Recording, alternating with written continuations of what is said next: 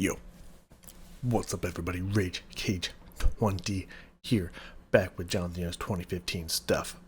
I like the pattern that I've been going at with the two pieces, or do two, and then the album, and a song from the album I'm working on, and then two.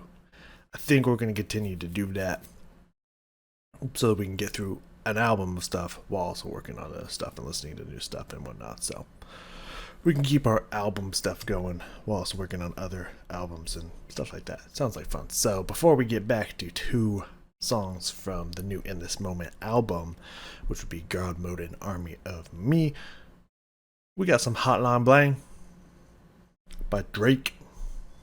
Jonathan Young cover. I did hear in the comment that Travis is in here. Pound goes pop style. You know there's a good chance there's going to be some screaming in there.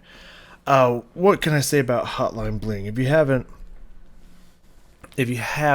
heard anything in this channel before, it would be like maybe what I said in the last Jonathan Young video. I think it was Jonathan Young list. I don't remember. Or what I did in the other, the Drake mixed with three other rappers song. Well, let me give you a quick rundown how I feel about Hotline Bling. 10 out of 10. I'd say this is the perfection of music right here. Like literally there is no other song that even comes close to competing with the perfection and immense amazingness that is Hotline Bling. And definitely in no way, shape, or form was Hotline Bling used as an example by some YouTubers that I watched before that explained in a sentence stating that the reason why most people think that, a lot of people think that music just kind of sucks nowadays is because they hear stuff like Hotline Bling and just think music is going downhill. So definitely has not been used in examples of worst songs ever created, ever, and is definitely the best song ever imagined in this universe. And I mean that with all my heart. Don't care for the song. Truly don't care for the song. But it's going to be interesting to see what Josh can do with it. So let's not waste any more time. Let's bring it on down here. Hotline Bling. That can only mean one thing. Let's go, John. Take it away. You used to call me on my cell phone. Late night when you need my love. Call me on my cell phone. Late night when you need my love. I know in the hell I play.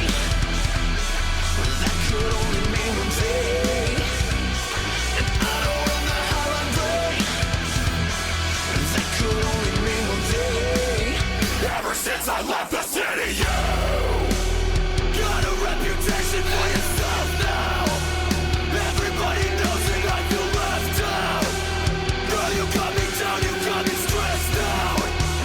Ever since I left the city, you started wearing less and going out more. Glasses of shipping out on the dance floor. Hanging with some girls I've never seen before. You used to call me on my cell phone. Late night when you need my love. Call me on my cell phone.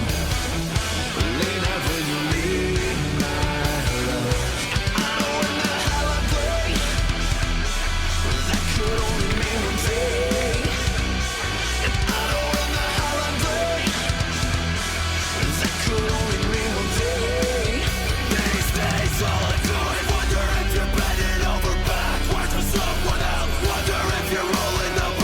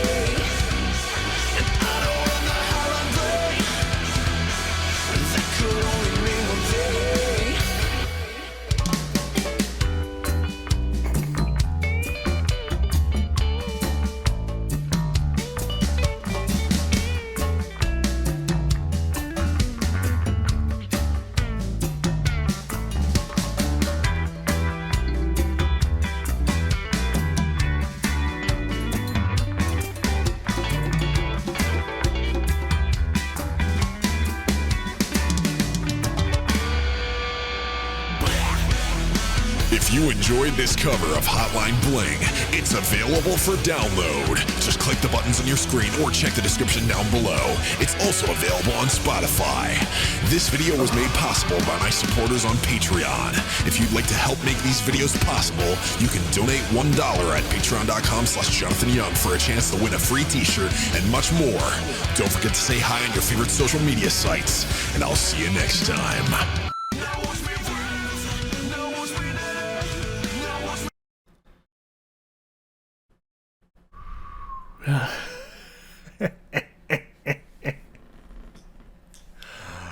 I gotta say that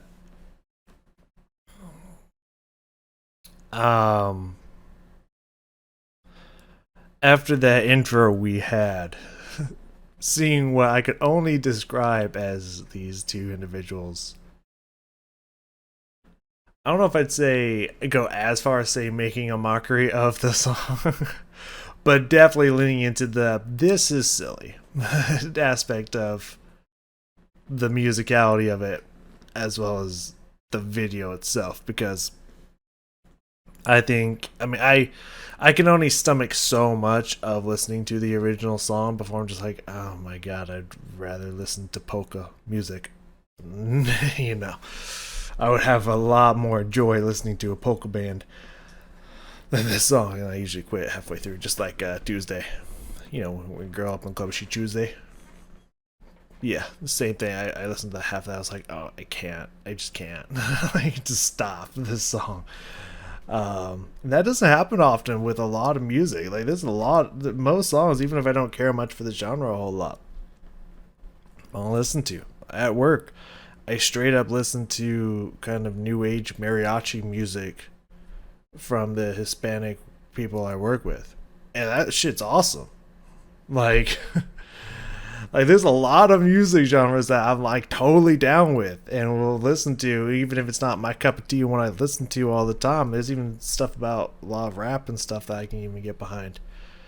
But these two songs that either Drake made or Drake was a big part of, it's just like, I don't understand what this is, but like my body just repulses listening to it. I don't know what it is, man. But anyways, in the video, it's very well known, besides the puffy jacket, of Drake just doing an interesting little dance in the song. And I imagine that's what they were making fun of, or at least, parodying and like, maybe not making fun of, maybe poking a little fun at, or just like, hey, we want to do the dance too, or something, having a good time or something. Who knows? Somewhere in between those two things of tearing it apart, or just be like, hey, let's do it too, this is fun. Somewhere in between there. But yeah, I think that definitely that's where it's coming from. And the actual drum footage thing, I had 3 different opinions about that, or thoughts as it was happening. The first time I was just like, oh, okay, that's cool. Like, I wonder if he's saying that because like maybe some people question like, oh, actually drumming any videos or something, or he wanted to just let you know, like, yeah, this is like when I was recording or something like that. And then the second time we did it, when it was just the basic as fucking basic can be basic, I was just like, wait, he's making fun of the song, isn't he? That's what that means. He's making fun of the song. Is there another creature in this room with me? That might be an animal against the doors. I just keep hearing that little in here, and I'm like, did the cat sneak in when I wasn't looking? All of a sudden, there's a cat jump up on me. I'm gonna freak the fuck out. What sounds? Anyways, yeah, the third time it popped up, I was like, is that a reference from the video, or is he just continuing on with piling on with it, like from the Drake video? But I doubt that there's someone drumming in the Drake video, because I don't think there's drums in the original Drake video. So I was like, nah, I don't think that's it. But yeah, I feel like that was another dig at the song, but I don't know. Either way, funny. Very, very funny and entertaining, to say the least. Oddly enough, I like the song more this way. I think it was a little bit tongue in cheek. I don't think it was straight up like let's take the song and make it good. I think it's just like let's just have fun and make it a metal song and scream over it and just kind of make fun of it at the same time. So I don't think it was like taken super seriously or crafted to be super amazing and whatnot. I think they just put guitar riffs and everything over it and screamed over it. And it was just like, all right, let's have fun in the video, something like that. I don't know, but funny. I definitely enjoyed it. And at the end there with the dance breakdown, I was trying to think of what genre that would be considered. It's some kind of Latin dance genre kind of vibe that was going on in there, which was really, really cool. I liked that, but like I couldn't pinpoint which genre of music that would be. I don't know if that was some kind of like samba, or I think samba would be kind of slower and sadder. I think if I want to know. I couldn't pinpoint what specific Latin genre that would be, but like it definitely had that Latin swing and feel to it, which was really cool. So let's just quickly go through this, shall we? Sorry, John.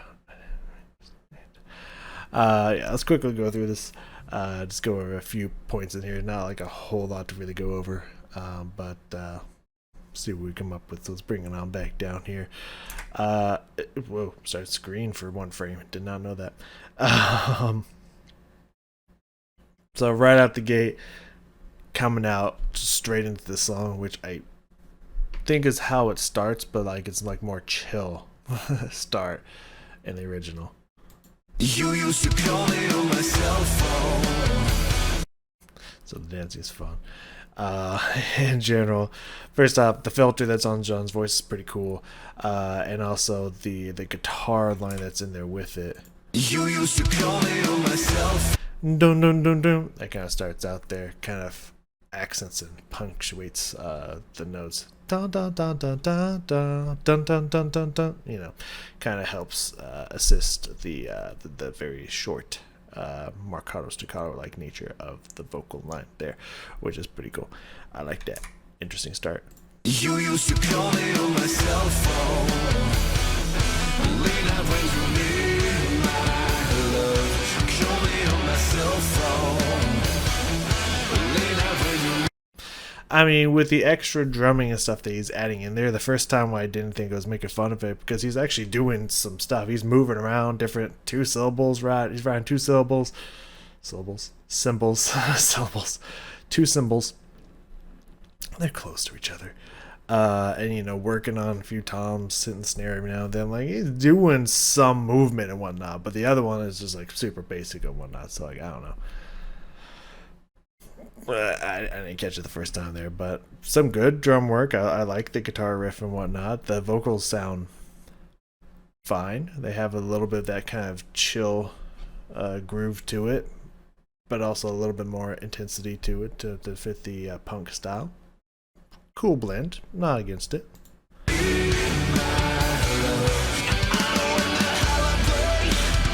And then we get more of this rock metal feel here. I like that. And then you can see the intensity and everything. A little bit of bite, aggression, edge in the voice. Very nice.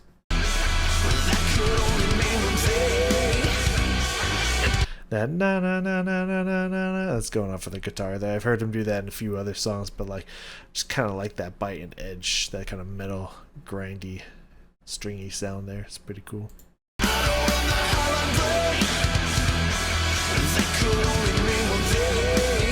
Ever since I left the city, you got a reputation. Well, it was actually more simple than I did. I just did a simple 4 pattern. This one's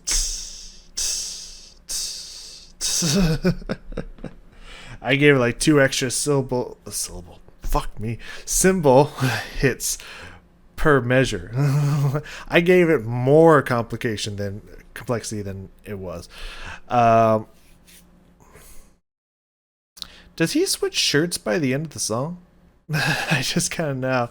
I was not that sure he was wearing at the end. It was. Yeah, no, he switched songs halfway. He switched shirts somewhere in the song. Did they do it over like two? I don't know. We'll check later. I swear it said something else. Maybe that was John's shirt. I don't know. We'll find out. Anyways, not important. What was I gonna say here? Something about the vocals, the way the vocals enter, and the music of everything else. Ever since I left the city, you. So I like the first off the solo voice entering with the screams from Travis there. Everything kind of else is just faded away or just kind of hanging over with a chord or something. And then that was a really gritty sound in there from the guitars is a nice effect to it with the message and everything, and the kind of the betrayal and the hurt and all that stuff and all that good shit. So that's a nice little touch there, and like everything comes in after the vocals enter there. That's very interesting, and the subdivision slows down to I think like half notes or something like that, like from like quarter notes to half notes, which is pretty cool. I like this switch up here when they switch to different singing style. Ever since I left the city, you got a reputation for yourself now. Yeah, that.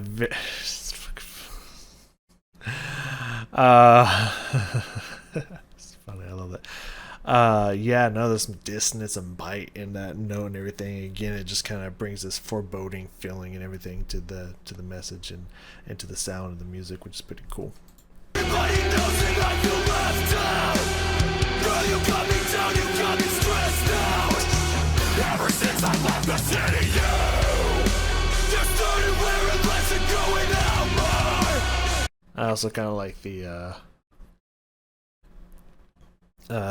everything about this doesn't sound like great, and I think that's the whole point. I think they want that dissonant bite in there, that rubbing tension, and I think they want it to sound the word that came to mind is like dysfunctional, just like they want it to sound like there's confrontation within the music itself. I think maybe partially to diss the song maybe a little bit, but also to kind of fit the aggression and the upsetness of the lyrics themselves, which is interesting.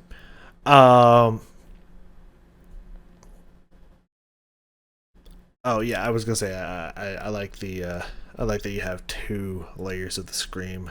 You have one that's the frontal one, that's very upfront, very present in the ears, and then you have like almost a harmonizing one that's just very like multiple people. It has the effect and the sound of multiple people kind of screaming and whatnot. It's like faded and distant.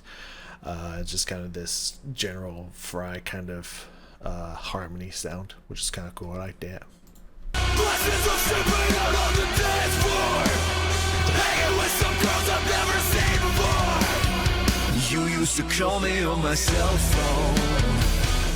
Lean out when you need my love. Call me on my cell phone. Lean out when you need my love. I know in the hell I play. That could only mean one thing. And I know in the hell I play. That could only mean one thing. These days all I do is wonder if you're better. Nice little drum fill into there, getting back into the screams and the vocal fry and everything. Really cool. Just drum fill and jumbo rolling on the toms and everything. And then the music switched up its style a little bit here, or at least its sound from after that fill.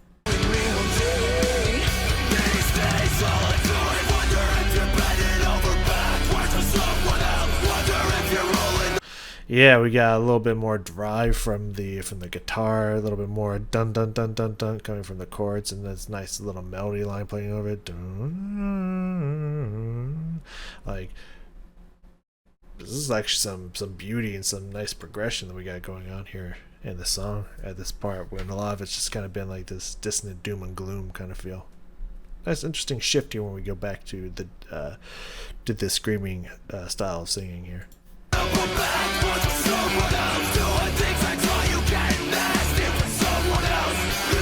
I don't know where he got that tennis racket from, but I think it's hilarious.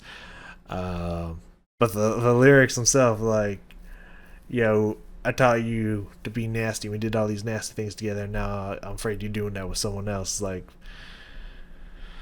I mean, you know, dating's a bitch. I don't know what to tell you, but the lyrics are interesting.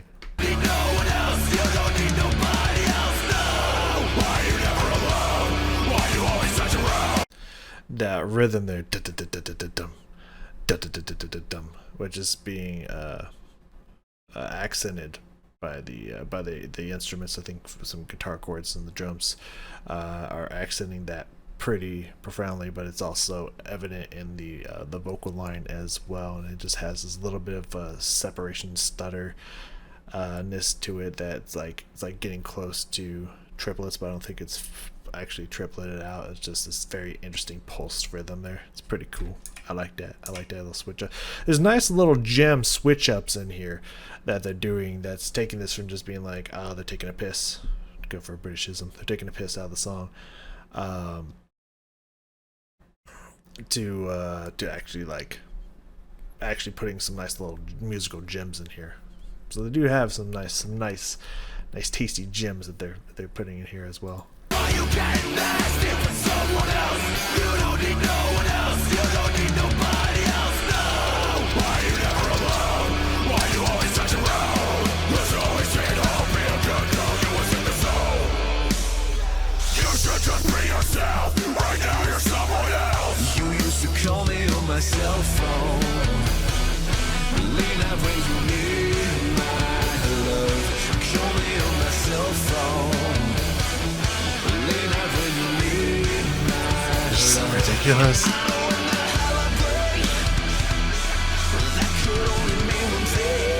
Now back to the opening motif guitar line, that na na na na na na kind of sound there.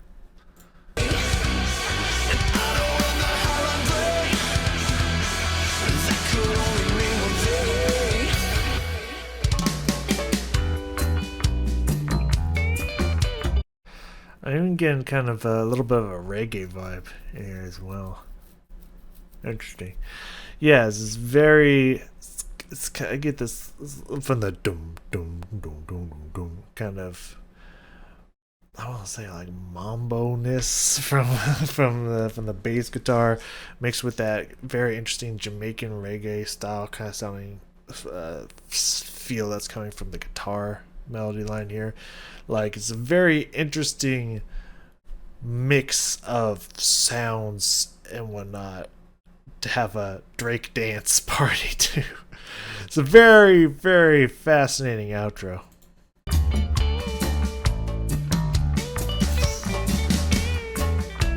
bongos and everything in there.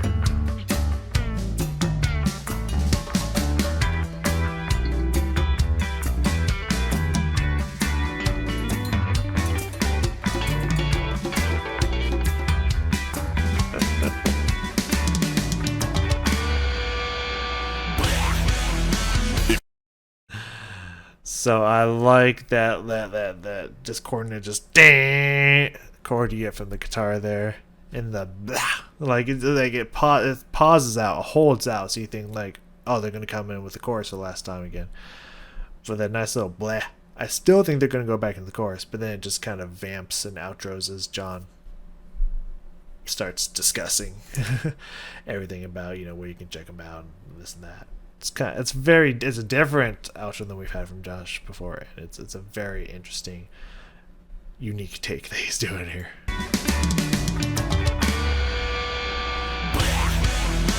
If you enjoyed this cover of Hotline Bling, it's available for download. Just click the buttons on your screen or check the description down below. It's also available on Spotify. This video was made possible by my supporters on Patreon. If you'd like to help make these videos possible, you can donate $1 at patreon.com/Jonathan Young for a chance to win a free t-shirt and much more. Don't forget to say hi on your favorite social media sites. And I'll But the cadences are so quick, it's hard to get to them. see you next time. It just didn't feel like it was resolved. It just kept vamping, and the cadence just came really quickly and just continued off. So it felt like I'd be cutting off at a weird feeling place musically, and I just didn't want to do that to myself. So I was like, I'll just let him keep going on, just listen to this very interesting vamping riff here.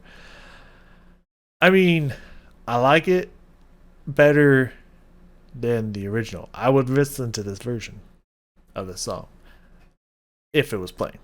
I wouldn't go out and seek it, but I would listen to this version of the song. It's one of those is like not even John can fix this song, which is weird because I mean, from what I've heard at least, like I question why people kept saying Drake was great, and then I listened to one of his earlier rap stuff, and it's just like, oh dude, like this dude's wordplay is fucking insane. He's got these great hooks.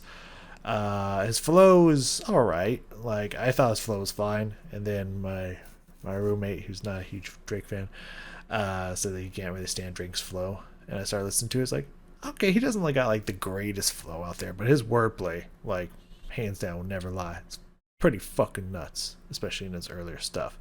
And then it seems like later it went a little weirder. Drake seemed to get with it. At least that's just the feeling I have. I haven't listened to a lot, but I think he had his like original mixtape, and then I think he was doing an album or two or something, and then I think like this stuff dropped. But I could be completely wrong. This could have been like some of the first stuff he ever dropped.